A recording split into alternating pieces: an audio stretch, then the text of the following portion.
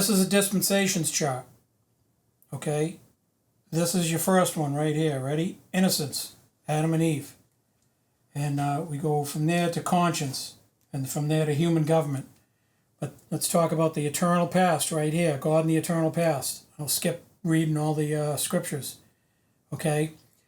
Lucifer was in the pre-Adamite world, or the antediluvian world, before Adam and Eve. Adam and Eve don't come into it till right here.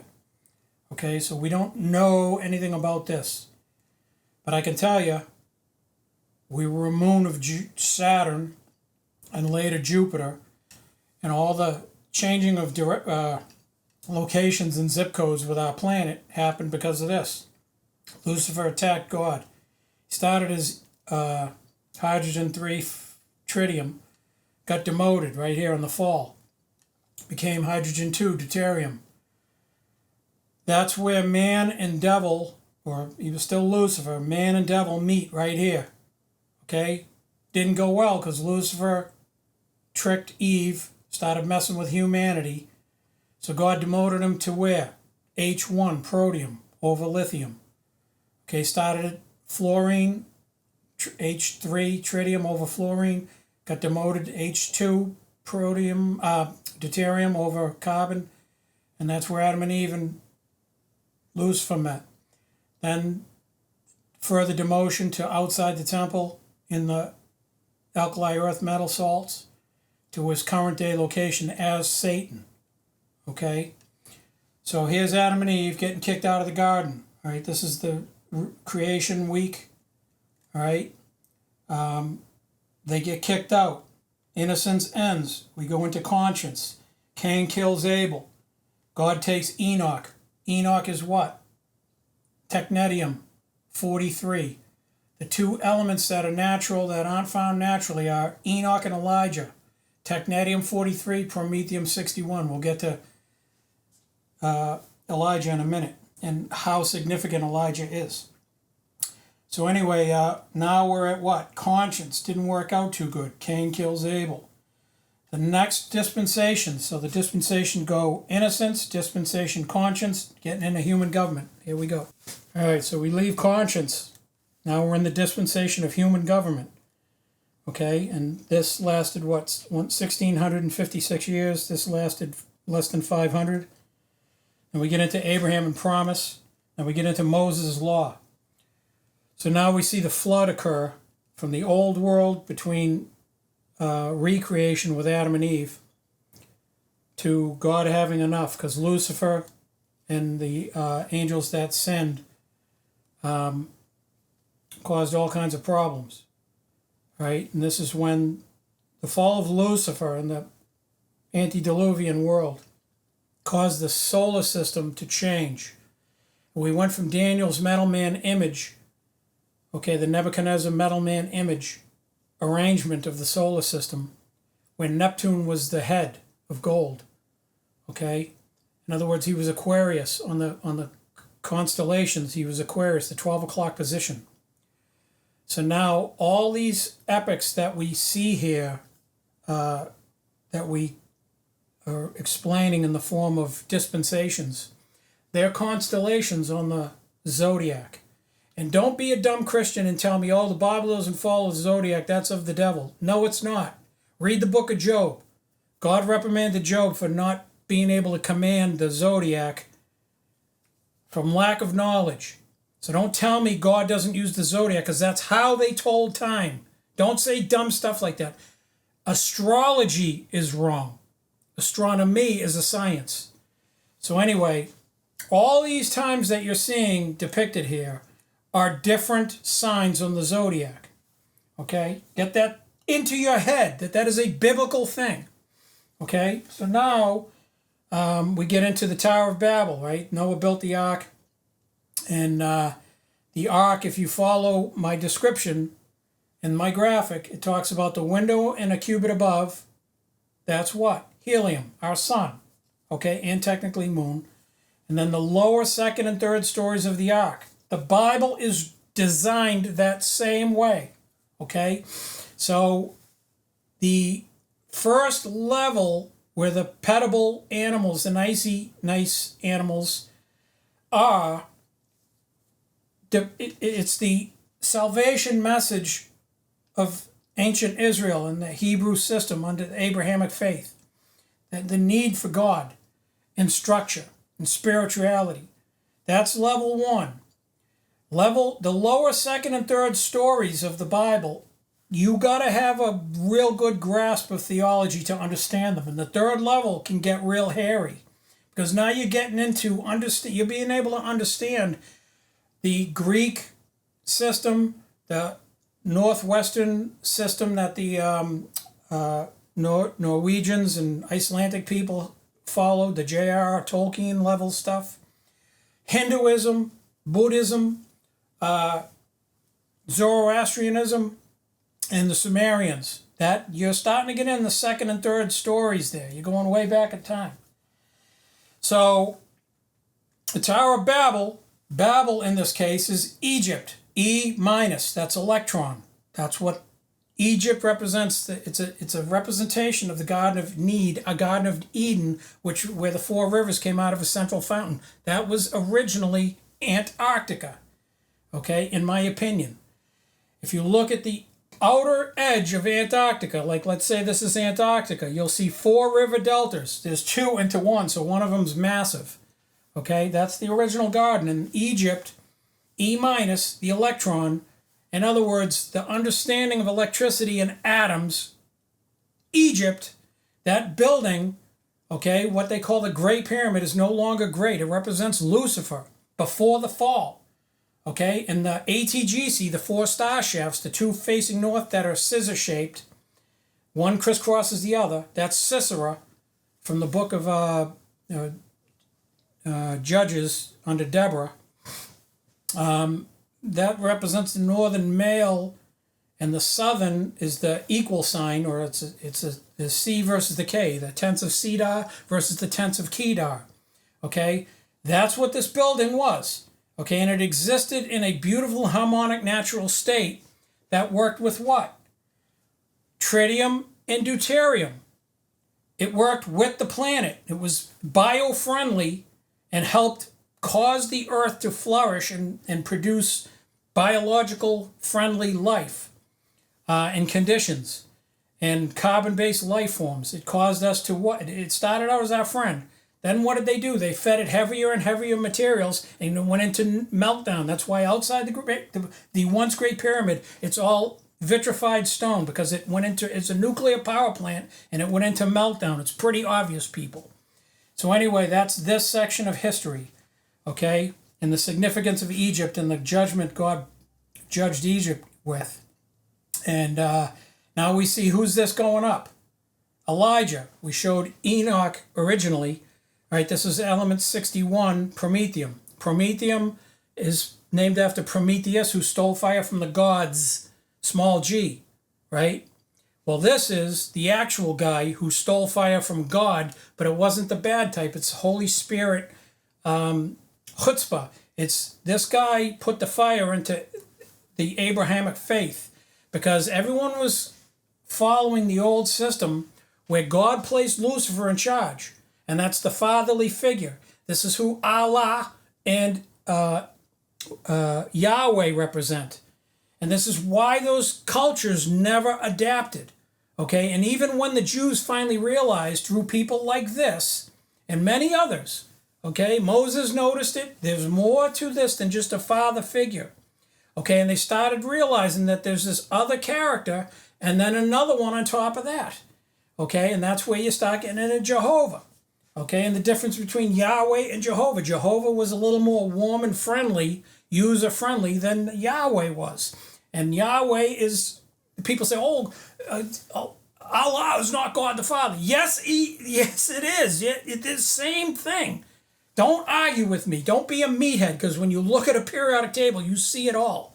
And you see how people didn't adapt to what? These: conscience, human government, promise, law, grace. They didn't adopt the new dispensation of God dealing with humans. And they didn't adopt the new scientific breakthroughs that humans were having in these different epochs or epochs or whatever you want to call it. So anyway, Elijah, I was talking about Sam Shamoun being on PBD broadcast, Patrick Bet David. Sam talked about why one of the reasons, the main sticking points in the Quran, he brings out the actual verse in the Quran where the Muslims are condemning the Jews because they worship a man. And he said the man was Ezekiel. It's not Ezekiel. It's Elijah. And to this day, the Jews, when they set Passover, not all of them, but some of them, they have a remembrance of this man right here. They're waiting for Elijah to return. This is not really who they're waiting on. They were waiting on Jesus. They didn't get the memo because they refused to adopt the new system. They were stuck in the old ways. So Jesus came and went, and they're like, well, when's Elijah going to show up? He's not. Okay, but when Elijah does show up, it's in the book of Revelation. I'll get to that. As a matter of fact, it's Enoch and Elijah both show up. And it ain't a good thing. But anyway, so here we got Daniel's metal man image. Okay, this is the solar system arrangement before Lucifer fell. Once Lucifer fell and rearranged the solar system and probably the galaxy, quite possibly the universe, who knows. But the head of gold was Neptune, chest and arms of silver, Uranus, Jupiter, Saturn. You get the belly and thighs of brass, and then the legs of iron, that's Mars, and the toes of iron and clay represent the rocky planets. Okay, and then when you're getting into the feet now, that gets into the periodic table where you got the alkali earth metal salts, that's the feet. But if you look at it, after all this happens, right, with Adam and Eve comes what? The new arrangement of the solar system. So now our sun is at the head. Now this wouldn't be Daniel's image anymore. This would be who? This would be Goliath. Okay, and Goliath had a helmet of brass. Okay, he had a hob. This is a head of gold. That's a hog. In other words, he's a pig-headed male patriarchal system. Now you got a hob. That's a helmet of brass. That's a type of gold, but it's a cheaper version. And it's made of, what do you call it? Copper and zinc. And that's what? It's probably has to do with Rachel and Leah. Okay? And it's an inferior metal. We'll just say it's inferior. And but anyway, now you're getting into this. If this was the Goliath image, it would be the helmet of brass. Target of brass between the shoulders is what? Phi, 1.61802. And staff like a weaver's beam. Then you got, what do you call it? Target between the shoulders. Had chainmail, right? And a spear, right? And what else? The height is mentioned. And so now you're getting into the solar arrangement being our sun, the silver being Mercury, the brass being Venus, the legs of iron, obviously Mars, and then the, what do you call it? The feet of iron and clay, that would be the Earth-Moon system, okay? So why they aren't in perfect order, I don't know, okay? All I can tell you is it goes sun, helmet of brass, chest and arms of silver would be Mercury, silver, and the brass would be Venus, the iron would be the legs, and why they leave Earth, it should go Venus, should go Mercury, Venus, Earth should be in here somewhere, but it's not. It's down here, okay? So anyway, now we're getting into the book of Daniel and the rise of the Antichrist, the beast, the different beasts, the tabernacle worship under Moses. This is under the dispensation of law. It lasted 18 years, 1718.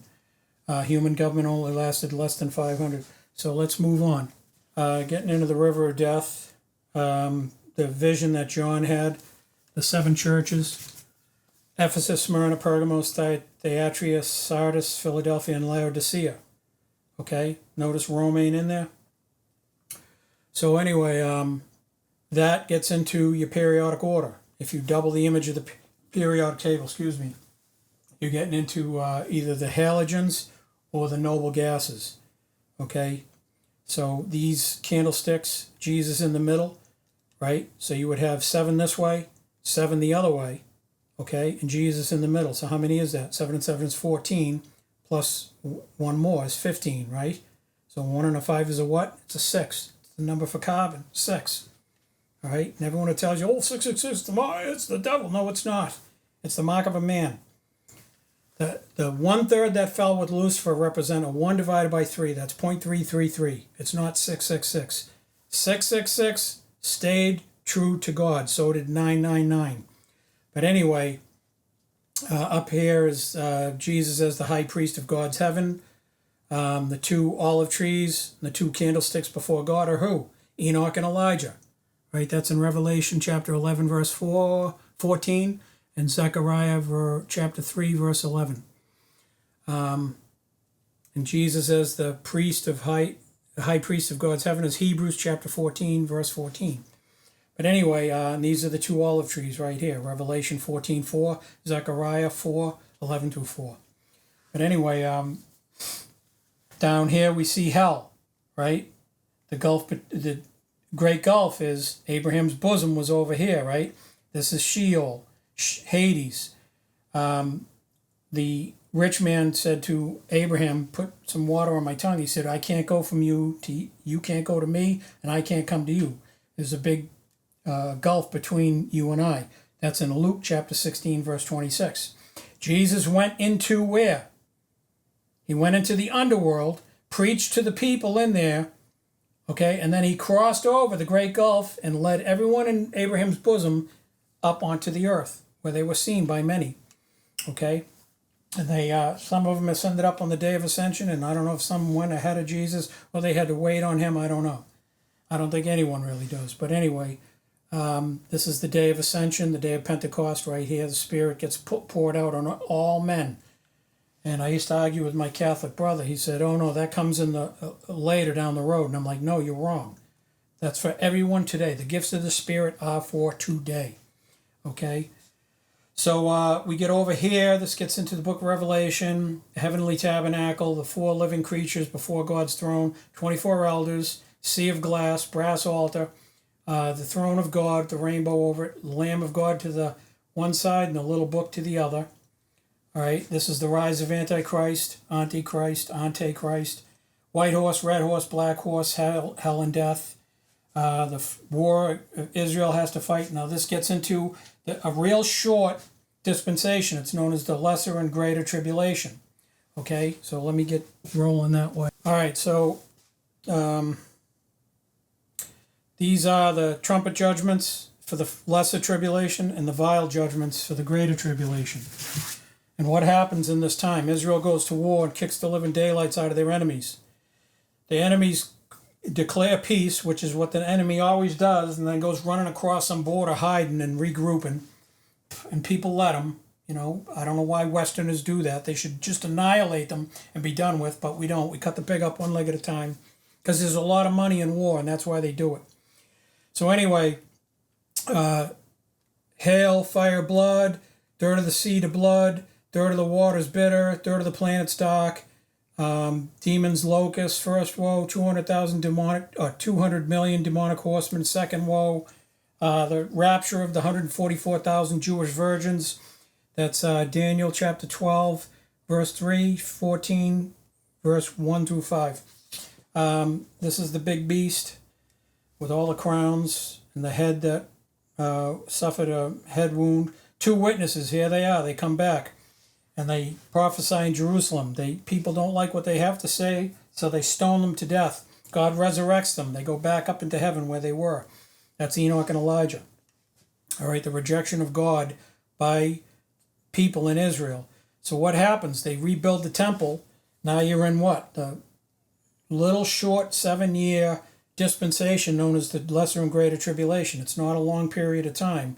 Technically, we don't know. This could be a 700-year period. We don't really know, but a lot of people believe once it starts, it's going to go quick.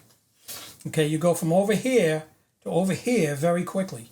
Okay, this is a short amount of time, but a lot happens in that period of time. Okay, so anyway, the Battle of Armageddon, that's when the temple worship starts in Israel. They rebuild the temple in Jerusalem on the Temple Mount. So where the Dome of the Rock is right now, that's going bye-bye. Don't ask me how, don't ask me when, it's going to happen. Sure as the sun rises in the east and sets in the west, depending on your point of view from the North Pole or the South Pole. So that signifies the end of Pisces. That is the official end of that zodiac sign. The clock is going to strike 12. We go from the church under grace, which is over here, dispensation of grace, no longer. Now you're starting to get into the dispensations where God deals with Israel again. Okay, he turned his back on them for many years. Now he's dealing only with them. To get saved, you got to go through the Hebrew system. It's going to go back to that. So they actually do the animal sacrifices. They'll do them in Israel, and they'll probably do them locally too. And that's going to stir up a lot of people. They're going to be flipping out. So what happens? Armies of Antichrist break the truce after the 3.5 years, and they come attacking. And they come in with a vengeance. And they end up causing the faithful in Israel to flee for their lives out to, they call it Petra, but it's probably not the Petra that you're used to from Indiana Jones. It's somewhere we don't know that they have where they're going to hide. And they're going to go, God, how did we get here? And their eyes will be opened, partially because of these people here. Where are they? Oh, the 144,000 Jewish virgins that witnessed for who the Messiah is and explains to them who Messiah is and how Jesus ties into everything, how Elijah ties into everything, how Enoch ties into everything. They finally get it all together. They get everything in one pile and they go, oh, that's what it is. And I could have had a V8. They could have had a V8 moment. So now Antichrist and all his armies come pouring down in the valley of Megiddo, thinking that they're going to wipe out all the Jews. This is it. We're done with these Jews finally. Guess what? God comes down on the Mount of Olives in Zechariah chapter 14, verse 4-7. Okay? And the blood is up to the horse's bridle right here in the valley of Megiddo. Now Jesus takes over after the Antichrist sacrificed that pig in the Holy of Holies to defy the Jews and their temple worship. Okay? Thinking that that was going to somehow cause God to not reoccupy the temple. The joke's on you, because God walks in there, lets the brilliance of his light and flood the place and cleanses it, and now that's when the world's economic system will be run for 1,000 years from Israel. The promised land to Abraham and Jacob, Isaac, the whole shooting match. Whether you like it or not, that's the way this is going. And you better be on God's timetable, because the clock's about to go from 11 o'clock over in this side here, which is Pisces under Jesus and grace, to this over here where God's dealing with the Jews again. So if you're on the wrong side of history, you're going to be like the Jews that did not understand what happened when God left Aries, okay, in the Old Testament under Moses, and ended up in Pisces. The clock went to 11 o'clock instead of 10. Okay, they got left behind. The Egyptians that I showed you earlier did not understand the significance of what Moses was doing. Moses plundered Egypt for all the wealth of knowledge and understood the value of their system and took it in the form of the tabernacle. He got away from that great pyramid because he knew what it was. It was the fallen Lucifer.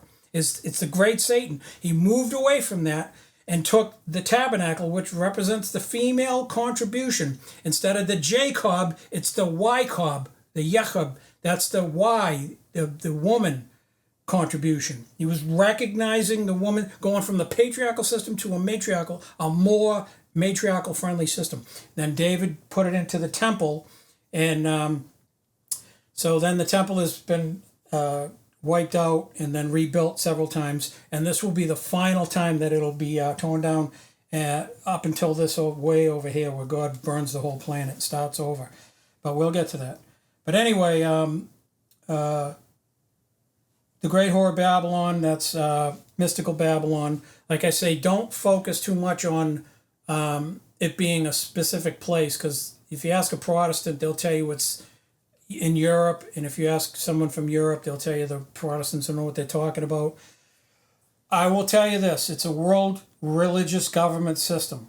Okay, that's what it's globalism, and it's under esoteric secret society control. That's what this represents, the GWB.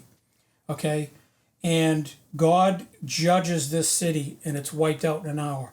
Okay, and that's why the Antichrist rises up, and that's why Judaism flourishes, because this great group of people that were once powerful on the planet, they were the peacocks, and now they're the feather dusters.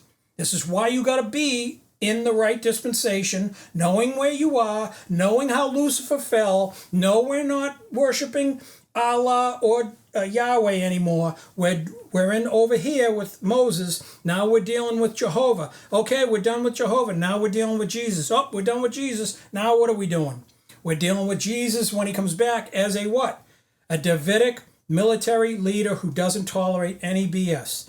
You're either in with the Israel as the central government of the world, or you're out. Okay, we're all done with you. Get in or get out.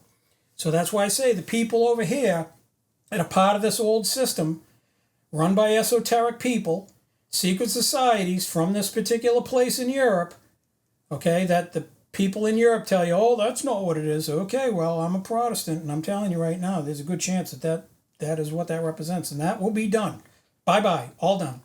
So now, this over here, let's rule it for. But anyway, this is the age of the ages. That's a dispensation. That's the final one. This is the 1,000-year millennial reign. Okay, this is the short one, the 3.5 and 3.5, the 7-year lesser and greater tribulation. And this is the New Jerusalem coming down in the perfect state, where the sun probably goes into red giant, and our flesh gets changed. So little baby here, that's the 144,000 Jewish virgins that get taken up. And that group of people, those men, the way that they describe the Mashiach to these people in here that are in rebellion, that opens up their eyes and enables Jesus to come back in the Mount of Olives and split it down the middle and save them from being annihilated by the Antichrist army. So anyway, that's it in a nutshell. That's all the dispensations, and why it's so important to you have to overlay this whole thing that I just showed you with the periodic table, doubled in the form of Solomon's temple, and understand which way Lucifer went and which way we're going and how it all applies. Okay, and using the Bible as Noah's Ark, the window above and a cubit above, that's the sun and the moon. And then you got the first layer, that's the surface of the earth, and then the 2 layers under that. That's the F block elements that represent the underworld. And Middle Earth and Abraham's bosom and the in hell, Sheol, Gehenna. But anyway, it's very important to have this all framework perspective in your mind. Solidify your thinking so you're not like, oh, where are we? I'm so confused. Oh, God destroyed this place in Europe and now we don't know what to do. Why don't you know what to do? You know you're going from over here to over here. Deal with it. It's just the way it is, man. So anyway, I'm going to leave it at that. All right, so peace out.